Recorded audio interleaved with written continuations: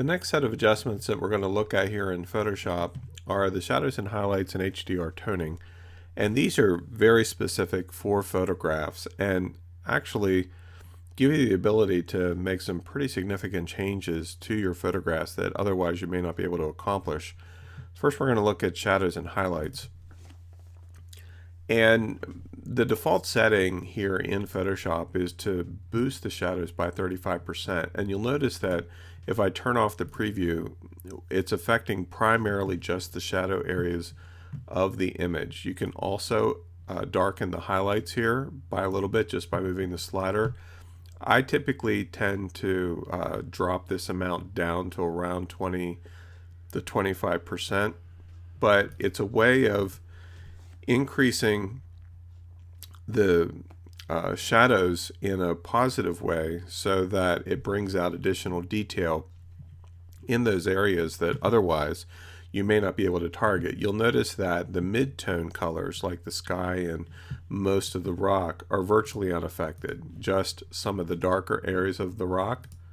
Now, you want to be careful when using this control and the next one as well, because it's very easy to push your photograph too far to where it looks unnatural, and unless you're after that effect. Now, this particular control does have more options. You'll notice here it says show more options, and it just gives you, it's the same controls basically expanded out in a really big way. So with the shadows, instead of the basic slider, you can control the tonal width, which is how it affects and interacts with the pixels in that range.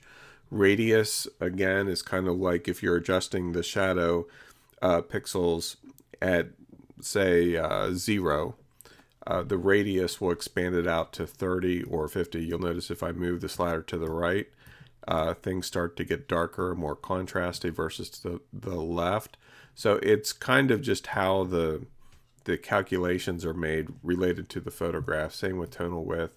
You notice that it gets brighter or darker based on the slider, and it's only affecting the shadow. You can do the same thing with the highlights. You can even adjust the colors here at this level. It's a subtle adjustment. I don't know if you can even see it. You'll notice that the reds are slightly increasing the more I move it to the right. So you can really fine-tune your image in some pretty cool ways, especially related specifically to shadows and highlight areas, to enhance those particular regions. And the reason why it targets those regions primarily is that the sensors that are in our camera do really good with the mid-tone range, but it's usually in those exposures, which are primarily targeting the midtones, that the highlights and the shadows often go to the extreme one way or the other. And so this particular adjustment gives us the ability to pull some of that data back in and rebalance the photograph to how it actually appeared when we viewed the scene with our eyes. The next adjustment is HDR toning, and it does essentially the same thing at a much higher level. And I usually, when I use this, which isn't very often, I just stay with the default preset and then make adjustments accordingly. Essentially what's happening behind the scenes here is that you have your original photo. Then the program seamlessly creates two additional versions, one that's overexposed, one that's underexposed, and then overlays those three together to give you a greater dynamic range of exposure. So you notice where we're able to bring out a lot more detail in the shadow and in the highlights, and we can control how those blend together. You'll notice here where it says edge glow. So edge glow, one of those layers is actually out of focus that it applies to that, and it affects the exposure in some pretty cool ways. It helps get rid of a lot of extra noise that may be introduced into the image. And you notice if I move the slider to the left, look what happens to the rocks here versus to the right. You can see the changes that are happening. And you also can control the strength, which you'll notice that by increasing the strength, it's actually starting to sharpen the image. So there's a lot of behind the scenes math that's going on, but it's a fairly quick way to enhance your image and bring out some of those shadow details and highlights and boost color all simultaneously. Now, this same effect can be achieved by taking multiple pictures in camera and combining them together into one. This is kind of a cheat to mimic that effect, but in many cases, depending on your photograph, it can be very effective. Next, we have desaturate, and it's exactly what you think it is. When I click on it, it takes your color image and removes all the color out of it to just black and white. However, you'll notice that if we go up to image mode, the image is still RGB. So while it does remove the color from the image, it doesn't change it into a grayscale image, and that can be significant. Okay, especially if you're outputting in certain scenarios like for print. You're going to get a much richer looking image or photograph if it's RGB or CMYK and grayscale versus if you just converted it to grayscale. Okay, so let me undo that and let's take a look at the next adjustment. The next adjustment is match color. And match color is probably one that you won't likely use much. The primary purpose of it is if you have taken a number of photographs and you tweak one of them to where you like it, and you're working on other photographs that have a similar color and tonal range, you can actually use that previous photograph to globally adjust the new photograph that you're working in now. So I'm going to show you an extreme example.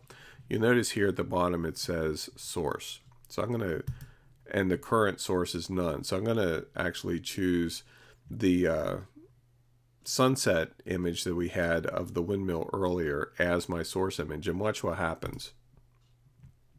It takes the color tonal range of that particular photograph and applies it to our source photograph here now and resets and matches the colors to this image versus what was there for this one. So you can see in this case it's extreme and it doesn't give us a desirable result. But if we had a different version of, say, this one here, this photograph, let me just change that back to none, and we applied it in the same form, it would auto adjust everything in the photograph to match the target that we just imported. So it's especially handy if you're needing to retouch a lot of images that are very similar. It can save you a lot of time that way. But beyond that, it's very limited in its use. And of course, these image options up here just control how the color interacts with the image that you're seeing on the screen, the image that you're working with. Next, we have replace color, and replace color is a very handy tool. It's another adjustment that you may use a lot in certain situations, and here's how it works. You select an area that you want to affect. Like, let's say we want to adjust the sky and replace the color from its kind of drab blue gray that exists right now. So I'm going to sample that, and you'll notice here that it highlights in reverse in this area here. And fuzziness controls, it's basically a slider that controls how much of the tonal range is being affected based on the image or the pixel area that I selected. Now, what's really interesting about this is that you can add to or subtract from this initial selection just by choosing the eyedropper with the plus tool. If I click, say, this area here, you'll notice that that was added to the selection. If I go with the whites, that was added to the selection as well. And let's say I just keep eyedroppering until I'm sure that all of the various blues are selected. Now you'll notice that it's also sampling some values from the rocks, and that's because of the white area of the sky that I picked. So let's say I want to remove that. So I'm going to choose the negative eyedropper and just click on that area alone. And so it removes some of that from the rock. I can also control that some using the fuzziness. So just move that slider to the left. If I move it to the right, you'll notice it affects more of the image. But here's where this is so powerful. So you can see here is the default resulting color. okay, the average. If I come down here where it says replacement and start adjusting the hue, watch what happens. It affects the color of the sky. It's basically replacing its color, but none of the other image, none of anything that is black here is not being affected at all. So the only thing that's being replaced are the areas that are showing up in the white. If I move the fuzziness scale, you'll notice that it'll impact the image a little bit more. Okay, but I could actually, using the negative eyedropper, come over and remove some of those rock areas so that they don't show up. Let's just move this over here. So you can play around with where the subtle balance is based upon what you want to change or not change. And of course you can also affect the saturation and the lightness.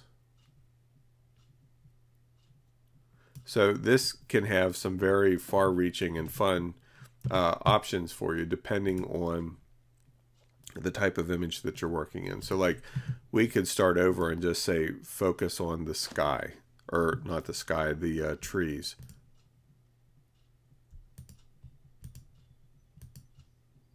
And by the way, you can also turn your eyedropper into a plus by holding the shift key down.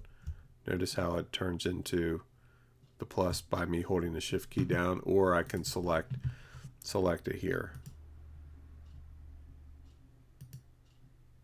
So now most of the sky is selected, or why do I keep saying sky? The trees. And you'll notice that there's some green in this area too, from moss and stuff. That's why that also showed up. So now I can literally change the color of the trees to any other color, and it's not affecting anything else in the scene except for the areas where there is green. So you can see how this could be really effective. You could actually use it, like if we switch over here to Dexter's Lab and choose adjustments, replace color, I can select just the yellow and increase the fuzziness to make sure that I get just the yellow, and then come down here to hue, and as I move the slider I can change his hair to pretty much anything that I want. And the more I increase the slider, the more it gets rid of the outlining that's happening. So it's a very powerful tool that can be used in a lot of different ways. And then we could also bring it up again and change the color of his gloves.